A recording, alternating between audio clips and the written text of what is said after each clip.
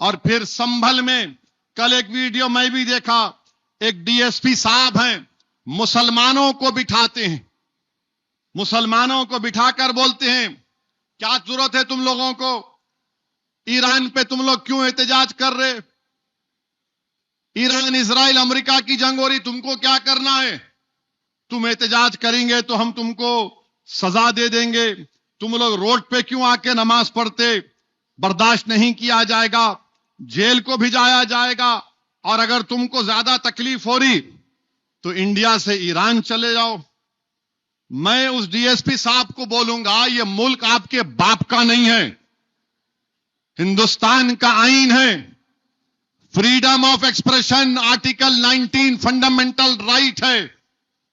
اور سنو D S P, تم بنیامین نیتنیاہو کی زبان میں بات کر رہے ہو, اگر کل کوئی اسرائیل کی تائید میں احتجاج نکالا جائے گا تو تم تو جے جے کے نعرے لگاؤ گے نا.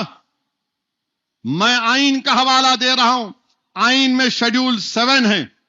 شیڈول 7 کیا بولتا کہ پارلیمنٹ کو یہ حق حاصل ہے کہ وہ فارن پالیسی بنائے نیشنل سیکورٹی اور ڈیفنس کے اوپر. پارلیمنٹ کیوں ہے پھر, اور ہمارا اختیار ہے. اگر ہم مودی سے پوچھ رہے ہیں کہ تم نیتنیاہو سے ملنے کیوں گئے ایران پر 2 دن حملہ ہونے سے پہلے, آپ کے پیٹ میں درد کیوں ہو رہا ہے, مودی کیوں گئے تھے, کیونکہ نیتنیاہو جو جہنم کا کتا ہے, جس نے 70,000 فلسطینیوں کا جینوسائیڈ کیا, وہ پوری بین الاقوامی سطح پر آئسولیٹ ہو چکا تھا, تو مودی اس کے لیے گئے تھے. اور آپ کو معلوم بیت المقدس مسجد اقصی کے قریب ایک انڈیا ہاؤس ہے, 125 سال سے ویسٹرن یو پی کا ایک انصاری پریوار اس کا خیال رکھتا ہے, اور اس کی خاصیت یہ ہے کہ اس میں بولا جاتا ہے کہ بابا فرید گنج شکر رحمت اللہ علیہ وہاں پر آ کر اپنا 40 دن کا چلہ کیے تھے. مودی جی آپ وہاں چلے جاتے انڈیا ہاؤس میں, مگر مودی جی نے کیا کیا, اسرائیل کے ایکٹروں سے ملاقات کی, اسرائیل کے ایکٹروں سے ملاقات کی. اور پھر غازہ نہیں گئے, مغربی کنارہ چلے جاتے. ارے وہ نہیں تو نہیں, کم سے کم تم مسجد اقصی جا کر دیکھ لیتے. مگر بنیامین نیتنیاہو سے ملنا تھا. اور ہمارے لیے بڑی توہین کی بات ہے کہ اسرائیل کی پارلیمنٹ کو نیسٹ بولتے, وہاں پر کسی کو ایوارڈ نہیں دیا گیا, ان کے پاس کوئی ایوارڈ ہی نہیں ہے, تو وہیں کا وہیں ایک ایوارڈ بنا دیے, ہماری پارلیمنٹ کا ایوارڈ ہمارے وزیر اعظم گلے میں پنا دیے. اب انہوں خوش, میرے کو پنا دیے. ارے ذرا تو سوچو, یہ ایوارڈ ہے ہی نہیں, آپ کو خوش کرنے کے لیے پہنا دیے. اور آپ جیسا نکلے, میں نے بولا تھا مودی کے اسرائیل سے نکلنے کے بعد حملہ ہوگا. اب آپ حملہ کیے, اسرائیل امریکہ مل کر. میں کہہ رہا تھا آپ سے 2 جمعے کی میری تقریر اٹھا کے دے سن لیجئے کہ قیمتیں بڑھیں گی, ہرمز, اسٹریٹ آف ہرمز بند, ہمارا 60% تیل گیس سعودی عرب سے, عراق سے, کویت سے, قطر سے گیس, اور یہ سب اسی سے آتا ہے. یہ تمام سنگی لوگ کچھ نہیں ہوتا. اب پوری گیس نکل گئی نا, پوری گیس نکل گئی. اب میں پوچھا تھا کیوں نہیں آپ مذمت کر رہے, کسی ملک پر حملہ ہوا تو خامنائی شیعوں کے رہبر ہیں, ان کے لیے بڑی شخصیت ہیں, آپ نے اس ملک پر حملہ کر کے ان کو قتل کر دیا. آپ کل اچانک 56 انچ کو خیال آیا, ارے بابا گیس پیٹرول کا معاملہ ہے بابا, تو فوراً فون اٹھا کے ایران کے صدر سے بات کیے, نہیں غلط ہوا, حملہ نہیں ہونا تھا. اور پھر آپ بات کر لیے ان سے, آپ بتائیے بھارت کیوں ایسا کر رہا ہے. آپ مذمت کرو ایران پہ حملہ ہوا, آپ مذمت کرو جو دوحہ میں, دبئی میں, بحرین میں, کویت میں ہوا. آپ کیوں جا کر ट्रंप और नेतन्याहू के साथ बैठ गए। क्या ये हमारी फॉरेन खारजा पॉलिसी है? हम न्यूट्रल थे 80 साल से। हमने हमेशा फलस्तीनियों की ताईद में भारत खड़ा रहा। मगर मेरे अजीज दोस्तों और बुजुर्गों, अफसोस की बात है कि कल वजीर आजम, जबकि कल नहीं 10 दिन पहले वजीर आजम को फोन करके कहना था कि किसी मुल्क पर हमला नहीं हो सकता है, इंटरनेशनल कानून के खिलाफ है किसी मुल्क पर हमला करना। हमने पाकिस्तान पर हमला किया। लोग बोलेंगे कैसा किया? आर्टिकल 51 सेल्फ डिफेंस का इख्तियार मुझे आकिल है। पहलगाम पर पाकिस्तान ने 21 टूरिस्ट को नाम पूछकर, क्योंकि हिंदू थे, गोली मारी। मैंने ऑल पार्टी मीटिंग में कहा कि मारो पाकिस्तान को, क्योंकि आर्टिकल 51 यूएन चार्टर हमको इस बात का इजाजत देता है। मगर ईरान पर ट्रंप और नेतन्याहू क्यों हमला किए? ये जालिम लोग बातचीत कर रहे थे। आज आप देख रहे हैं ये साजिश है इन लोगों की, ये तमाम मुशरिकीन की साजिश है कि अहले इस्लाम को बांट दिया जाए। ये जलते हैं हमारे अरब ममालिक की खूबसूरतियों को देखकर, ये बर्बाद करना चाहते हैं। अल्लाह इन तमाम को अक्ल सलीम अता कर दे। याद रखो, अगर गाजा खंडेर बन गया तो कहीं तुम लोग भी खंडेर ना बन जाओ। ये वो लोग हैं जिनके बारे में कुरान ने कह दिया कि कभी भी इनको राज की बातें मत बताओ। और बचाने वाला अल्लाह है। बचाने वाला ट्रंप नहीं हो सकता, बचाने वाला अल्लाह है। अल्लाह इन तमाम ममालिक में अमन को कायम कर दे। हम ये जंग को खत्म करने की बात कर रहे हैं, मगर बिन्यामिन नेतन्याहू ये तमाम मुल्कों को तबाह करना चाहता है। चाहे ईरान हो, कुवैत हो, कतर हो, दुबई हो, बहरीन हो, सऊदी अरब हो, ये जालिम ज़ायनिस्ट हैं। ये वो लोग हैं जो पूरी अरबों की जमीन पर कब्जा करना चाहते हैं। और सुनो अजीज दोस्तों और बुजुर्गों, जब मस्जिद अक्सा और बैतुल मुक़द्दस और फलस्तीन का जिक्र आ जाए और किसी मुसलमान के दिल में हरारत पैदा ना हो, तो रसूलुल्लाह सल्लल्लाहु अलैहि वसल्लम की हदीस है कि जहां पर बैतुल मुक़द्दस मस्जिद अक्सा का जिक्र आए और तुम दिल से भी, तुम्हारे दिल में जज्बा ना आए, तो फिर क्या जिंदगी हमारी। वो लोग क्यों मारे जा रहे हैं? 70,000 अब शहीद हो गए 1948 से। अगर देखो आप, इतने लोग मारे गए, 10 लाख से ज्यादा लोग मारे गए अब तक, 15-20 लाख से ज्यादा लोगों को बेघर कर दिया गया। आप हद हो गई, ये जालिम ज़ायनिस्ट। इतनी गंदी फौज है इसराइल की। वीडियो है एक फलस्तीनी से, उसका रेप कर रहे हैं फलस्तीनी का। ऑर्थोपेडिक डॉक्टर है, रेप करके वो मर गया, तो हुकूमत नेतन्याहू की उसको, उन तमाम जालिमों को बरी कर दिया। वीडियो है, आप देख सकते हैं वीडियो को। ये जुल्म किया जा रहा है फलस्तीनियों पर। और मुझे यकीन है कि इंशाअल्लाह ताला अल्लाह जरूर इन फलस्तीनियों की मदद करेगा, अल्लाह जरूर इनको सरखरू करेगा। और याद रखो अजीज दोस्तों और बुजुर्गों, ये वो जगह होगी जहां पर हशर का मैदान होगा। ये वो जगह होगी जहां पर हम तमाम के अमाल और हमारी अमल का हिसाब किताब दिया जाएगा। ये वो जगह होगी जहां पर मोहम्मद सल्लल्लाहु अलैहि वसल्लम अपने मुबारक हाथों से आबे कौसर का जाम इंशाअल्लाह हमको और आपको पिलाएंगे। तो मेरे अजीज दोस्तों और बुजुर्गों, मस्जिद अक्सा, बैतुल मुक़द्दस तीसरी अहम हमारे लिए जगह है मुसलमानों के लिए। और अल्लाह सुब्हानहू तआला जरूर उन फलस्तीनियों को कामयाब करेगा। अल्लाह सूडान में अमन को कायम कर दे। सोने के लिए वहां पर 10-15 हजार लोगों को मार दिया गया, सिर्फ सोने के लिए। मेरे अजीज दोस्तों और बुजुर्गों, मेरी आपसे अपील है कि रमजान के आखिरी दिनों में इबादत करिए। आपको नए कपड़े बनाना है, जरूर बनाइए, मगर एक बात याद रखिए, अल्लाह को राजी करना है। اللہ کی رحمت جوش میں ہے.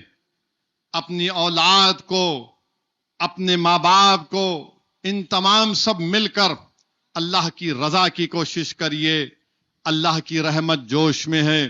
نہیں معلوم کہ آئندہ سال ہم کتنے لوگ زندہ رہیں گے. زندگی ختم ہونے والی ہے. یاد رکھو یہ دنیا ختم ہو جائے گی. ہم تمام کو اس آنے والی دنیا کے لیے اپنے اعمال کو صحیح کرنا ہے. اور میں آپ سے اپیل کر رہا ہوں کہ آپ احتیاط برتیے، دین کا لحاظ رکھیے، بے حیائی کو عام مت کریے. بے حیائی کو عام مت کریے. خدا کے لیے اپنے ماں باپ کی خدمت کریے. اچھے انسان بنو. بیوی کو چاہو ضرور، مگر یاد رکھو ماں باپ کو بھی نہیں بھول سکتے. میں آپ کو بتا رہا ہوں کہ میرے والد کے انتقال کے بعد میں اپنے ماں سے جب کبھی ملنے جاتا ہوں، میری ماں 1 منٹ کے اندر میرے چہرے کو دیکھ کر بول دیتی ہے کہ میں پریشان ہوں. میری ماں 1 منٹ میں کہہ دیتی ہے کہ کھانا کھلاؤ، میرے بچے کو بھوک لگی ہے. قدر کرو، یہ بہت بڑی نعمت ہے. قدر کرو، یہ بہت بڑی نعمت ہے. ماں کے پیروں کے نیچے جنت ہے. بیوی کو چاہو ضرور، بہت محبت کرو اپنی بیویوں سے. دنیا اگر آپ کو جورو کا غلام بول رہی تو آپ کے لیے سرٹیفکیٹ ہے، تمغہ ہے. وہ تمغہ ہے، یاد رکھو. وہ تانا اگر کوئی دے رہے انہیں بیوی کا غلام ہے، بہت اچھا ہے، صحیح ہے. جو بیوی کی خدمت نہیں کرے گا کیا کس کی خدمت کرے گا؟ اور یاد رکھو تم باہر بڑے نیک نظر آتے اور اندر تم بڑے حیوان رہتے ہو. گھر کے اندر حیوان مت بنو، اندر انسان بنو. تم دنیا کے سامنے آ کر، اور یہ کیسی دوستی ہے کہ وہ دوستی میں تم اپنے ماں باپ کو بھول جا رہے؟ یہ کیسی دوستی ہے تمہاری کہ تم اپنے بیوی بھائی بہن کو بھول جا رہے؟ ارے تم دوست نہیں ہو سکتے اگر تم اپنی بیوی، اپنے ماں باپ، اپنی اولاد، اپنے بھائی بہن میں کو بھول جاؤ گے. پہلا حق تمہارا ان پر ہے. دوست، ارے تم دوست ہی نہیں ہو سکتے. جو اپنی بیوی کا نہیں ہوا وہ کس کا دوست ہوگا؟ جو اپنے ماں باپ کا نہیں ہوا وہ کیسا دوست ہوگا؟ جو اپنی اولاد کے قریب نہیں ہوا وہ دوست کے کیا قریب ہوگا؟ بڑے قریب رہتے. اوہ بعد میں کھروچے تو معلوم ہوتا حضرت کیا کرتے گھر میں. بہت سے چیزوں کو میں جانتا ہوں اور ہم بتانا چاہ رہے. یہ یونیفارمز، ایک 5 منٹ لوں گا، آپ سننے تیار ہیں؟ یہ یونیفارم سول کوڈ کا شوشہ شروع ہو گیا.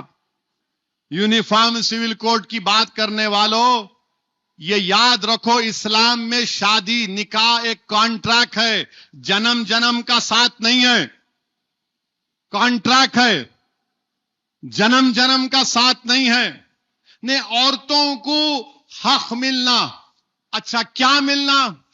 مہر کون دیتے؟ ہم دیتے. مہر دینا پڑتا. بیوی کمائی تو اس میں شوہر کا کوئی حق نہیں ہے. بیوی کمائی تو شوہر کا حق نہیں ہے. اور بیوی کماری بھی تو تم عید کے کپڑے خریدنا. بیوی گھر میں ہے. سپریم کورٹ کا ججمنٹ ہے ہندو دھرم میں اگر کوئی اپنے ساس سسرے کی خدمت نہیں کری، ان کے ساتھ نہیں رہتی، وہ کرولٹی ہے. کرولٹی ہے وہ. اسلام کیا بولتا؟ تمہاری ذمہ داری نہیں ہے، تم بہو ہے، گھر کی نوکرانی نہیں ہے. ماں باپ کی ذمہ داری بیٹے کی ہے. ماں باپ کی ذمہ داری بیٹے کی ہے. اور پھر لوگ بولتے یو سی سی. اب مجھے معلوم ہمارے ایک 3-4 لوگ فون کر کے بولیں گے آپ کو کیا ضرورت تھی بولنے کے؟ یہ ہماری بیوی تقریر سن کے بولتی میں نہیں کرتی خدمت. فون کرتے 3-4 لوگ ہیں. آپ کی مردانگی کو تکلیف ہو رہی تو ہونا تکلیف، وہ مردانگی نہیں ہے، بزدلی ہے.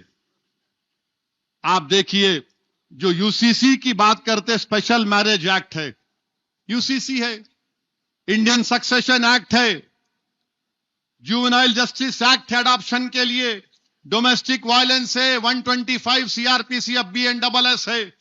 اب آپ دیکھیے اگر یو سی سی کی آپ بات کریں گے تو اسپیشل میرج ایکٹ 21A ہے، सेक्युलर लॉ बोलते, दो हिंदू शादी करे तब भी उनको कानून मिलेगा हिंदू लॉ। अगर दो मुसलमान स्पेशल मैरिज में शादी करे तो हिंदू लॉ के तहत नहीं, सक्सेशन एक्ट के तहत उनका बंटवारा होगा। अब आप यूसीसी की बात करते हैं, हिंदू अनडिवाइडेड फैमिली के टैक्स रिबेट हमको दो, इक्वालिटी का वायलेशन है ना, उसकी बात नहीं करते। यूसीसी की बात करने वाले बताओ, क्या मिताक्षरा या दयाभागा स्कूल ऑफ थॉट होगा? ये बताओ कि क्या ये हिंदू मैरिज एक्ट आदिवासियों पर लागू होगा?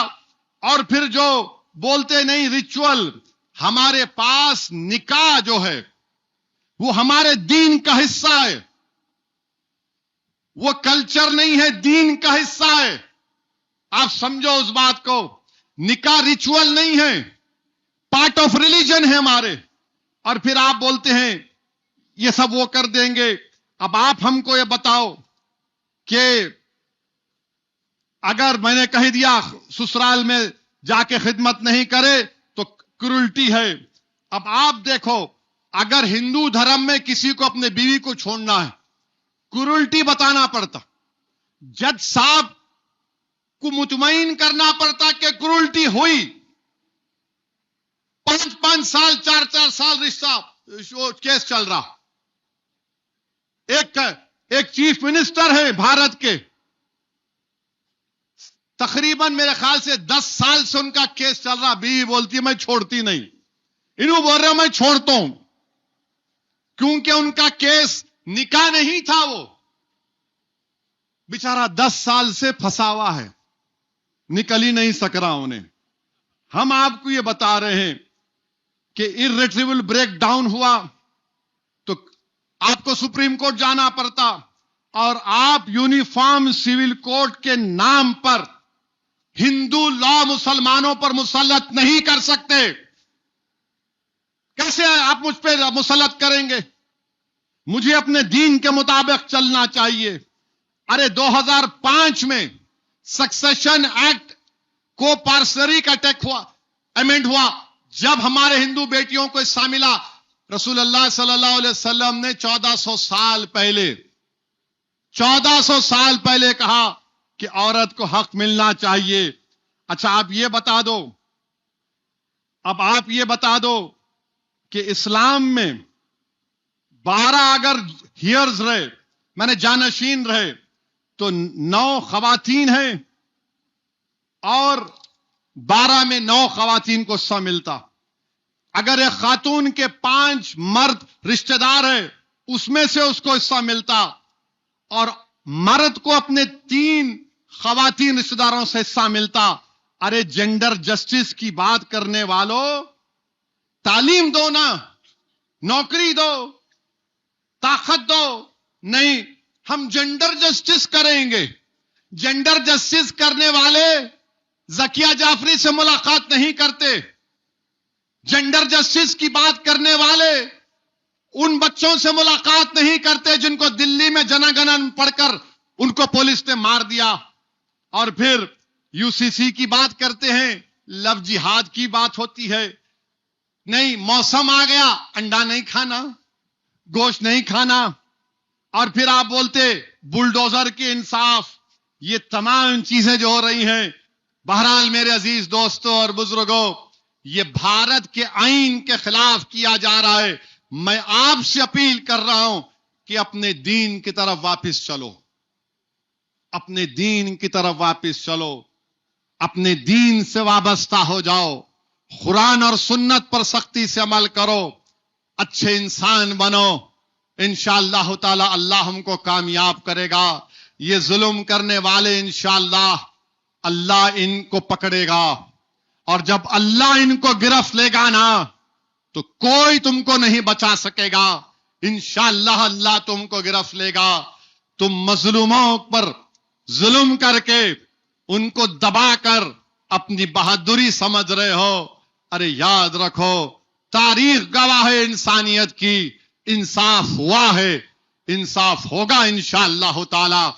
मजलिस इत्तेहादुल मुस्लिमीन आपकी ताकत, आपकी आवाज और आपकी पहचान है। مجلس اتحاد المسلمین اتحاد کا پیغام دیتی ہے، اس لیے دیتی ہے کہ رمضان میں ہم نے ایک ہی وقت میں روزہ کھولا، ایک ہی وقت میں نمازیں پڑھی، اتحاد کا پیغام دیا جا رہا ہے۔ تو میرے عزیز دوستوں اور بزرگوں، یہ ماہ مبارک ہم تمام کو اتحاد کا پیغام دے رہا ہے۔ اور یاد رکھو، اگر حسین کی طرح موت چاہتے ہو تو یزید کی طرح زندگی مت گزارو۔ اگر حسین کی طرح زندگی موت چاہتے ہو تو یزید کی طرح زندگی مت گزارو۔ یاد رکھو، یہ دارالعمل ہے دنیا، دارالجزا نہیں ہے، دارالجزا وہاں ہے۔ یہ عمل کرنا ہمارا کام ہے، عمل کرو، متحد رہو، ڈر اور خوف کو اپنے قریب آنے مت دو۔ سوائے اللہ سے ڈرنا ہے، کسی غیر اللہ سے نہیں ڈرنا ہے۔ اللہ ہمارے لیے کافی ہے۔ حسبنا اللہ نعم الوکیل، حسبنا اللہ نعم الوکیل۔ اپنی نظریں اٹھا کر دیکھو کہ 70,000 فلسطینی مر گئے، مگر ایک مجھے واقعہ دکھاؤ کہ کسی فلسطینی نے خودکشی کر لی۔ گھر اجڑ گیا، بچے مر گئے، مگر آج بھی روزہ کھول کے دعا کر رہا ہے، اللہ تیرے دین کو غالب کر دے۔ میرے عزیز دوستوں اور بزرگوں، آئندہ جمعہ اگر انشاءاللہ روزہ رہا تو مجلس کا جلسہ بھی ہوگا۔ میری آپ سے گزارش ہے کہ ان دعاؤں میں مجلس کی کامیابی کے لیے اور مجلس کی مضبوطی کے لیے دعا فرمائیے، اور دعا کریے کہ اللہ مجلس کے محروم قائدین کی مغفرت فرمائے۔ وآخر دعوانا الحمدللہ رب العالمین۔